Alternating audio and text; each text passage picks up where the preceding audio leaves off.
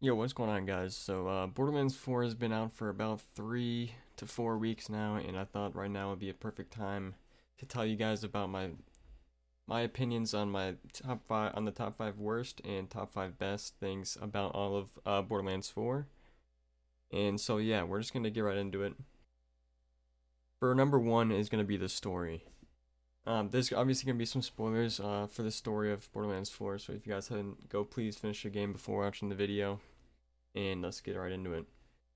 Now, the story could honestly be argued that it's better than, that's literally the best in the franchise. I think it's miles better than Borderlands 3's. Everyone knows, literally everyone that's played that game knows how awful that story was and how annoying, the villains were.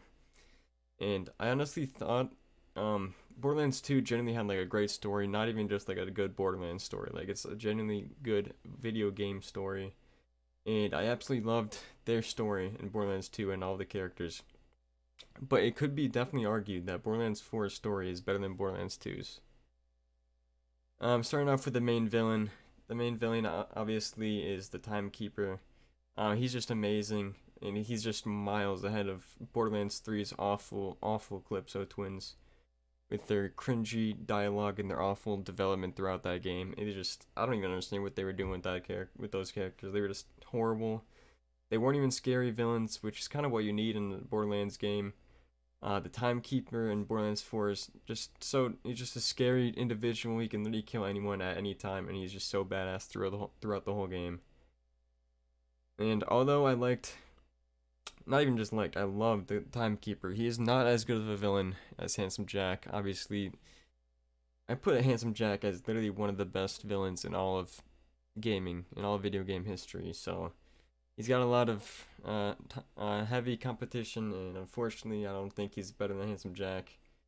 But again, he's one of the best villains of all time, so it's gonna be tough. But the Timekeeper's still great in this game.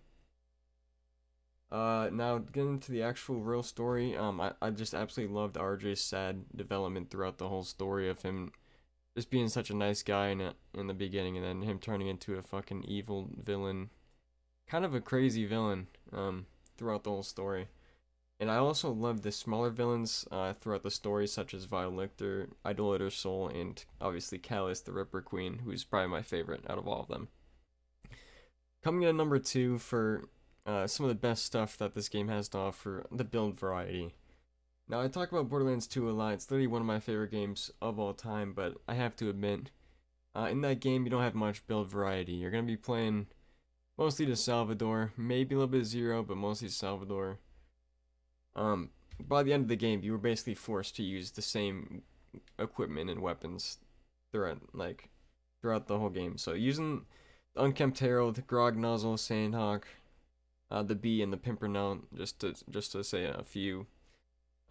Yeah, the build variety definitely is a lot better in this game than in all of the other games, really, especially Borderlands 2, which I love to death, but I have to admit, it didn't have the greatest build variety ever.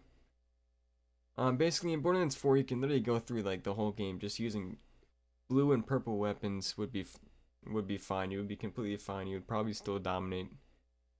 Just because the crazy builds that you can make with the Vault Hunters in this game. All the Vault Hunters in Borderlands 4 have so many completely different builds that the player can choose from. So the game very rarely gets boring. Um, Now speaking of the Vault Hunters, we got the new Vault Hunters in Borderlands 4. They're some of the best in the franchise. Vex, Eamon, Rafa, and Harlow. They're all great, and they can be used in such a variety of ways to completely destroy everyone basically in their game. My number three thing that I very much enjoyed in this game is Echo 4. Now, of course, in Borderlands 4, they introduced the Echo 4 character so that he can tell you where to go and all that. He can be pretty useful to help you figure out where to go, what to do during the story. There was a few times during my playthrough he was really useful whenever I was really stuck, didn't really know where to go throughout the game. He just told me where to go. Overall, I think he's very good, and he was actually very useful throughout my whole playthrough. So yeah, Shout out to Echo 4. Coming in at number 4, my fourth favorite thing about this game is the quality of life changes. So obviously, Borderlands 4 provided so many new helpful quality of life changes from the games before it. Some of these include being able to set weapons and equipment on the ground to junk, so you can easily, quickly sell them. It's so useful in the game, especially when you're farming bosses. And speaking of farming bosses, the introduction of Moxie's Encore machine makes it so much easier to farm bosses. It basically makes the player really not need to save and quit after every time you kill the boss, which was a very big theme throughout all of the games before. This is the first time that they've kind of done something different with the farming in this game. So basically, especially on console, which was absolutely awful, and you had to save and quit. It just took so much longer, and I'm kind of glad that they changed it. So basically, every time that you finish the boss, that you kill a boss, you just go to the back of the boss arena, and you go through the orb thing, and then you basically just sell the junk that you got from the boss to pay for the Encore machine, interact with the Moxie's Encore machine, and you're all set to go. I absolutely love that. And there's also a few more quality of life changes. One of the big ones that I actually really like is being able to start a new Vault Hunter at level 30 after you beat the story. Absolutely love that, and I kind of wish they keep on doing that. At number 5, the last thing that I'm going to be talking about in the pros category is how easy it is to travel in Borderlands 4. Now, basically, Gearbox made Borderlands 4 an open world game, and it has an absolutely huge map. It's amazing. But luckily, traveling through the map is made so much easier than any other Borderlands game, really, with the introduction of safe houses and silos.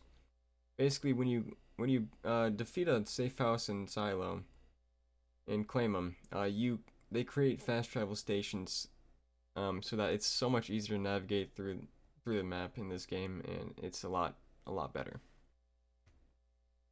Now for our top 5 of the things that I do not like in this game that I'm really hoping that they fix. For the first one, it's the most obvious. It's the performance of the game. Now, I play on console, so I've rarely really noticed any performance issues at all.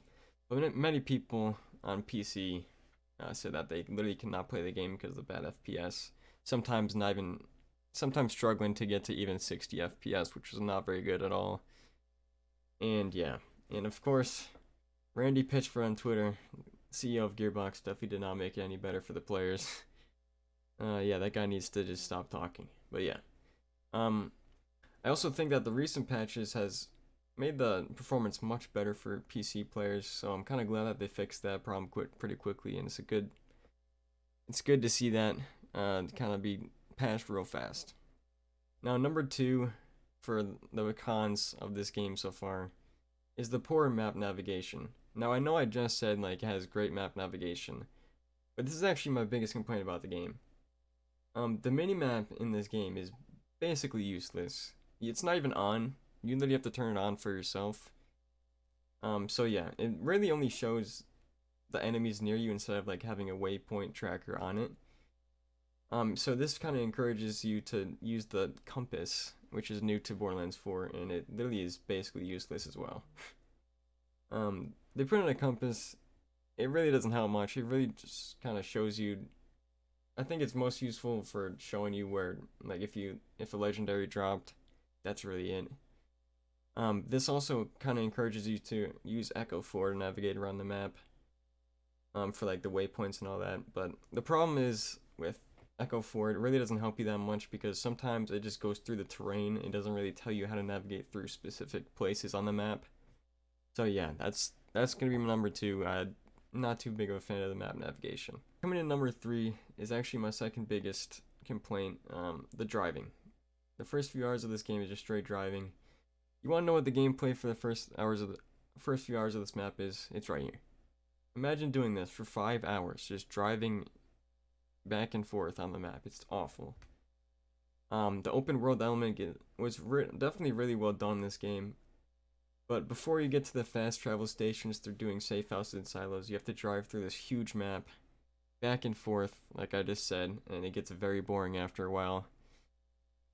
And yeah, especially with the awful navigation right now, with Echo 4 being basically useless at navigating through the terrain, and obviously it's not a cooldown for some reason. I don't know why Gearbox decided to do that. That was just an awful plan from them. But yeah, coming in number 4 for one of my biggest complaints of this game, there should be way more named enemies.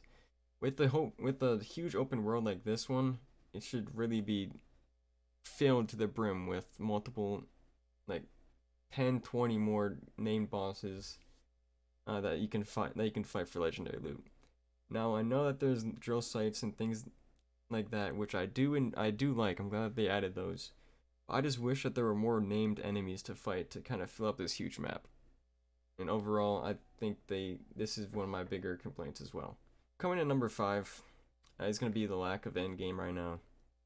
Now I know that Gearbox will be adding more stuff to the end game, such as a raid boss and other end game things to do, but right now it just feels like you beat the story and there's really not much else to do. After you complete the story, you'll be about level 35 and the max level is 50. And to get those extra 15 levels to max out your character, there should be way more things to do to get XP. Right now, the meta to level up your character after beating the story is just basically repeatedly fighting Ripper drill sites, which gets boring very quickly. I think they need to do some more stuff. Obviously, you can do side missions to level up, but I just wish there was more stuff to do after beating the story. And like I said, I know that Gearbox is working on it. It's gonna be in like the first DLC or something, which I'm glad. Obviously, pearls are coming soon as well. I can't wait for that. But right now, there's not too much to do after that. All you have to do is just keep on fighting the vault monsters or whatever. Vault protectors. That's really it. But yeah, let me know what you guys think of this list. What is your biggest complaint and your biggest pro on this game in Borderlands 4? Let me know in the comments. Thank you guys so much for watching. If you guys enjoyed, please like and subscribe, and I'll see you on the next one. Peace out.